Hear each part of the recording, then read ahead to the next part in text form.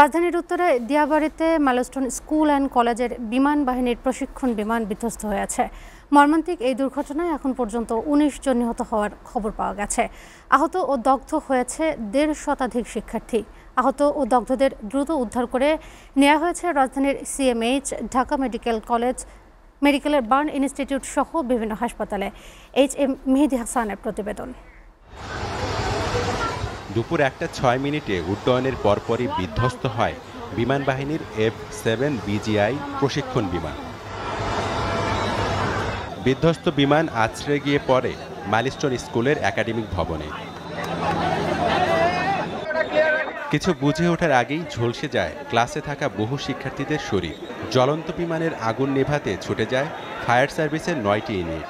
এছাড়া সেনাবাহিনী, র্যাব, পুলিশের সাথে উদ্ধার কাজে অংশ নেয় বিএনসিসি ও স্থানীয় অনেকে। আহত শিক্ষার্থীদের ২০টিরও বেশি অ্যাম্বুলেন্সে করে নেওয়া হয় কুয়েতমতি হাসপাতাল, Dhaka medical burn institute, CMH সহ রাজধানীর বিভিন্ন হাসপাতালে।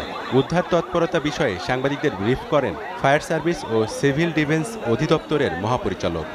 প্রথম তলায় ছিল তৃতীয় শ্রেণী ও চতুর্থ শ্রেণীর বাচ্চাদের ক্লাস, দ্বিতীয় তলায় ছিল দ্বিতীয় শ্রেণী ও পঞ্চম শ্রেণীদের ক্লাস। ক্র্যাশ ল্যান্ডিং যখন হয় তখন স্কুল ছুটি হয়ে গিয়েছিল এবং ওই সময় যে জায়গায় টিচার্স রুমের সাথে যে ল্যান্ডিংটা আঘাত করে ওই জায়গায় বাচ্চা কাচ্চারা জড়ো হয়েছিল এবং তাদের সাথে হয়তো কিছু অভিভাবকও ছিল। আমরা fire service and civil defence crash landing হয়েছে আনুমানিক 1টার দিকে, 1টা 8-এর মধ্যে আমরা খবর পাই।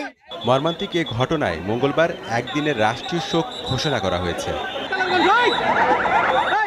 HM মেহেদী হাসান, SATV, ঢাকা।